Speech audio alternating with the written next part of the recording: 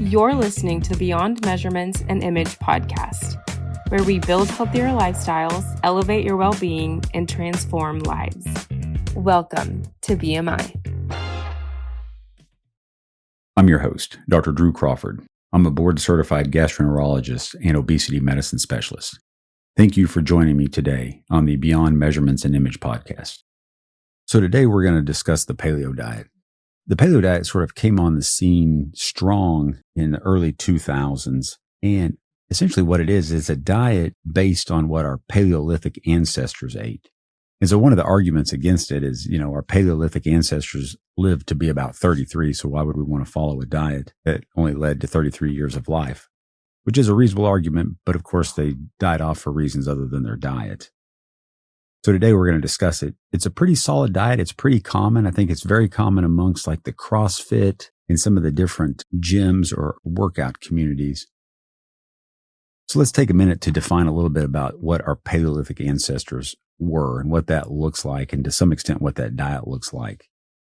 The Paleolithic era spanned from the onset of the first humans up to about 10,000 years before Christ. With that came a whole different lifestyle than what we have today. What we know about humans that lived in the Paleolithic time was that they were essentially nomads. And the reason that they were nomads was they had to follow their food. They had to hunt and gather. And as the animals moved about, they had to follow them so that they could kill them and so they'd have something to eat. And of course, they were also gatherers of food and berries. You had to be on the move, so to speak.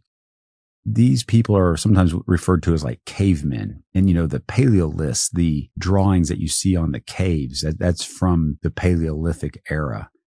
And these people, they lived in tribes, like sort of groups of families that lived together. And they lived in caves and they moved from place to place.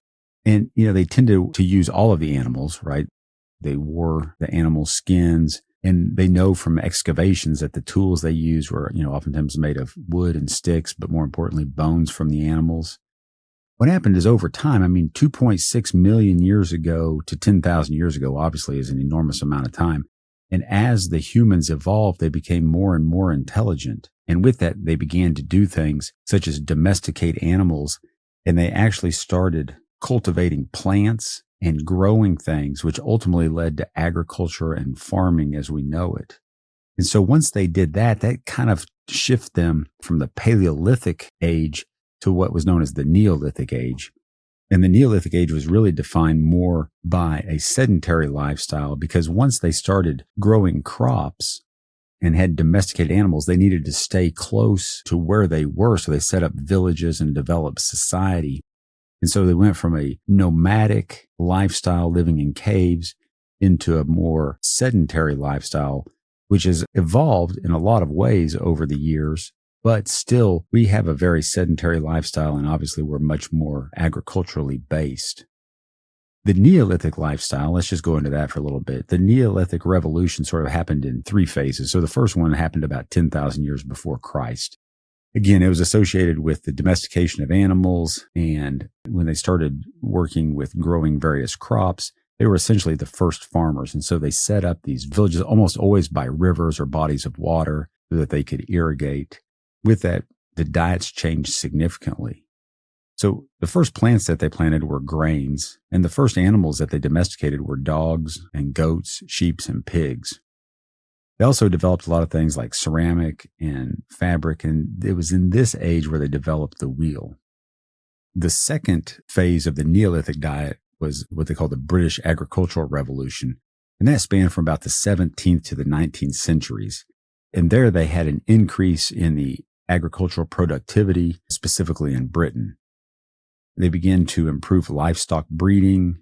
They started doing crop rotation, land consolidation, and all of this ultimately led to increased food production, which then led to increased population, which ultimately helped to spur on the Industrial Revolution, because you had more and more people. And not only did you have more people, but you had more people that could then go work into industry because they weren't needed in the agricultural industry. And then, of course, the third part of the Neolithic diet, the Green Revolution, occurred in about the mid-20th century. And that was really associated with increased food production and more knowledge about fertilization and irrigation. What we know about the Neolithic lifestyle is it's much more similar to how we live today than the Paleolithic lifestyle. And although there's a lot of added benefit to the societal changes that have come with that, the dietary modifications may not be really what we're genetically suited for. So let's talk a little bit about the Paleolithic diet as we know it. There was a gastroenterologist by the name of Walter Voegtlin, Voegtlin. In 1975, he published a book called The Stone Age Diet, which really was the precursor to the Paleo Diet. And interestingly, he outlined a lot of the fundamental basis that have then grown into the Paleolithic diet, or what we call the Paleo Diet today in 2025. Interestingly, his son was a gastroenterologist as well.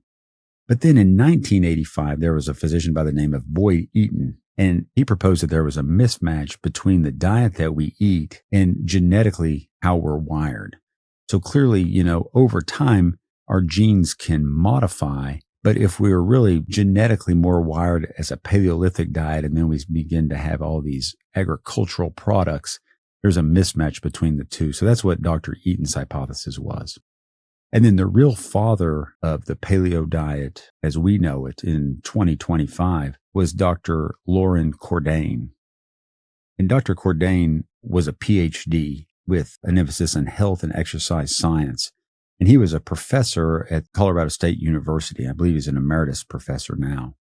He also felt that our genes were best suited to foods that were associated with the Paleolithic era, very much like Dr. Eaton. So in 2002, Dr. Cordain published a book called The Paleo Diet. And that's the basis of which the current paleo diet comes from. Now, like so many of these diets, there's no real hard, fast, rigid rules, but there are just some kind of general rules. And again, it's all based on what our Paleolithic ancestors would have eaten. So the things that were most common with them were meats, fish, fruits, vegetables, nuts, seeds, eggs, and probably olive oil and coconut oil. So you see a lot of overlap between that and the Mediterranean diet. So specifically meats, this would be things like beef, chicken, turkey, and pork. With fish, it'd be salmon, tuna, and shellfish. These are all things that these nomads would roam around and either fish or hunt, and then they would eat their kills. But also on the way, they would pick up fruits and veggies such as berries, bananas, apples. Veggies would be leafy green vegetables, carrots, broccoli. They were big on nuts, specifically like almonds, walnuts, pumpkin seeds. And then oils included like olive oil and coconut oil. Now, foods that really weren't part of the paleo diet are foods that were associated with agriculture, particularly grains such as wheat, rice, oats, legumes, beets, lentils, peas. Dairy was not a big part of the Paleolithic diet, specifically like milk, cheese, and yogurt. And then any sort of processed foods, right? Processed snacks, chips, sugary drinks, things of the sort. With the keto diet and with the paleo diet on previous podcasts, I talk a lot about legumes. So I think legumes warrant a little more discussion. And this may be a little bit of an odd place to throw it in because legumes are not part of the Paleolithic diet.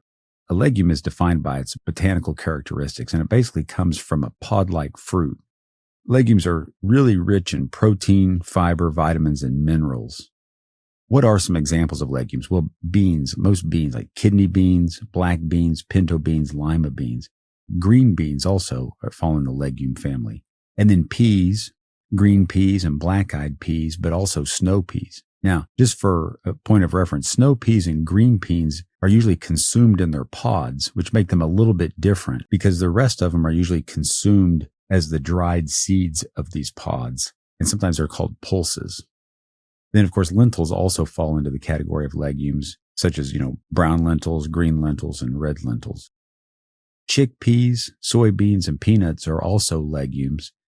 Chickpeas, of course, you can make hummus out of it. Peanuts oftentimes are associated with a nut, but technically it's a legume. And then soybean, like I said, is a legume as well. It's interesting. Soybean, you want to be cautious with soy because it's rich in estrogen. And so people who have had breast cancer or particularly estrogen sensitive breast cancers want to really try to avoid soy and soy products. Even though it's naturally occurring, it's something to watch for. I just wanted to take a minute to define legumes because it's one of those things that just keeps popping up, but I think warranted just a little more discussion. What are some of the negative components to the paleo diet? it's not terribly restrictive, right? I mean, you are pulling out grains and legumes and dairy, and then, of course, processed foods, but it's relatively open. It's a lot like the Mediterranean diet in the sense that it's not incredibly restrictive. But when you remove grains and legumes and dairy, you do decrease a lot of sources of fiber, B vitamins, and actually vitamin D as well, although interestingly, you can get vitamin D from the sun. One of the disadvantages is a paleo diet can be a little more costly, right? Processed foods tend to be cheaper. And that's true of essentially all of these diets, right? When you eat whole foods, it tends to be more expensive and it's more difficult because you have to get the stuff fresh and it doesn't have a long shelf life. So that means multiple trips to the store. So what are some of the advantages? Well, for one, you're eating whole foods, so it's healthier, but you also have an increase in the intake of vitamins, minerals, to some extent fiber, depending on what you're doing, but also antioxidants. Let's spend a minute talking about antioxidants. Again, we hear a lot about antioxidants, and they're associated with fruits and vegetables, teas, citric fruits, carrots, again, soybeans, seeds, and nuts. A lot of times they talk about eating the rainbow, right? Just eating really colorful fruits and you'll get an array of antioxidants. So what is the purpose of an antioxidant? Our body, as it undergoes normal cellular metabolism and breakdown, you develop these unstable byproducts just of natural metabolism. And what it is that either it's as the cell's degrading or if the cell's been damaged by, say, like radiation, whether that's ultraviolet or just exogenous radiation, just a poor diet, or toxin exposure, smoking, air pollution, all of these things can develop what's called free radicals. And so free radicals are, again, just these unstable byproducts. And in their outermost shell, they have an unpaired electron, which makes them very reactive. And they can damage surrounding cells, particularly they can damage DNA, they can damage lipids, they can cause protein damage, which ultimately can lead to a host of diseases such as neurodegenerative diseases like Alzheimer's, cardiovascular disease, some respiratory diseases, digestive problems, but most importantly, we associate it with cancers. Antioxidant is a dietary product that is then able to donate one of its electrons to the free radicals that then stabilizes them. But in the process of donating an electron to a free radical, it does not itself become unstable. One of the concerns is if you take too much antioxidants, could you basically upset this whole process and in the end create a problem? And the answer is unknown, but it's thought that yes, that could be. So it's not recommended that you necessarily supplement with antioxidants, but rather obtain them strictly from your diet. It just helps to stabilize the cellular metabolism and the oxidative stress that can occur with cellular damage. So antioxidants are more abundant, like I said, in teas, berries, citric acids, carrots, soybeans, nuts, seeds, all of these things that are a part of the Paleolithic diet. So that, along with the increase in vitamins and minerals and to some extent fiber, that's the advantage of the paleo diet. It, again, is a whole food diet where you've basically eliminated so much of the processed foods. And really, as we look at these various diets, what you find is that almost all of these diets, no matter what it is, Mediterranean, keto, paleo, we'll talk about the Atkins diet, the Ornish diet, the Pritikin diet, there's a host of diets, but really they all concentrate strongly on whole foods. And some of them are agricultural based, but a lot of them are not. Now, let's talk just a little bit about the science behind the paleo diet. Well, like so many of these diets, there's limited resources. Dr. Cordain spent a lot of his life's work on this paleo diet, and he wrote the original book called The Paleo Diet. But there's also a version called The Paleo Diet for Athletes. There's a Paleo Diet cookbook, The Paleo Answer. So there's a whole host of them. But in terms of just absolute science, let me reference a study called The Effect of Paleolithic Diet on Glucose Metabolism and Lipid Profile Among Patients with Metabolic Disorders.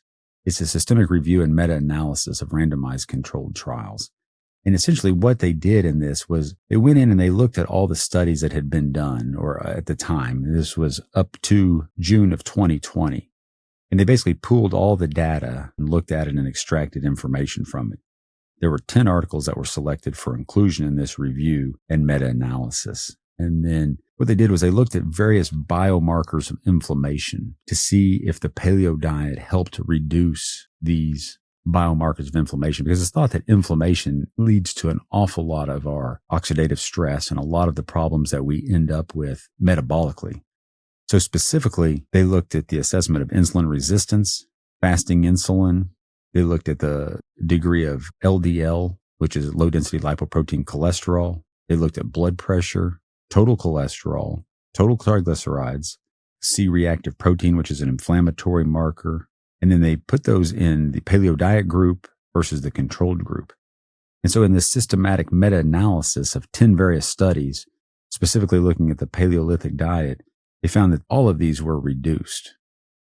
It gives good insight into the effect of the diet, specifically on glucose and lipid metabolism, as well as metabolic disorders. And as you know from previous podcasts, so much of our problems are related specifically to all of the metabolic disorders that we talk about and glucose metabolism and the metabolic syndrome, which is insulin resistance, obesity, hypertension, and diabetes. So the Paleolithic diet really has a lot of good scientific basis.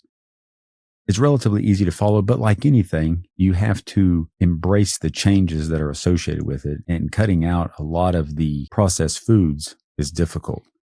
So is the diet good for weight loss? It's definitely a good weight loss diet, but like all diets that we've talked about, you have to decrease the amount of calories that you take in so that you take in fewer than you burn. And ultimately that leads to weight loss. But the great thing about the Paleolithic diet to me is that it's a sustainable diet. We've talked before about you can go on diet, like last week's talk when we talked about the keto diet. That's fantastic for losing weight, but it's very difficult to sustain that diet for most people, at least in my opinion. And so the paleo diet, although you may not lose weight as quickly right off the bat, it's a much more sustainable lifestyle type diet. Just one last little interesting tidbit about the paleo diet. Dr. Cordain, the PhD from Colorado State who wrote these books and is kind of considered the father, even though Dr. Eaton and Dr. Volkton may have sort of predated him. All great scientists stand on the shoulder of giants. And so Dr. Cordain really gets the credit.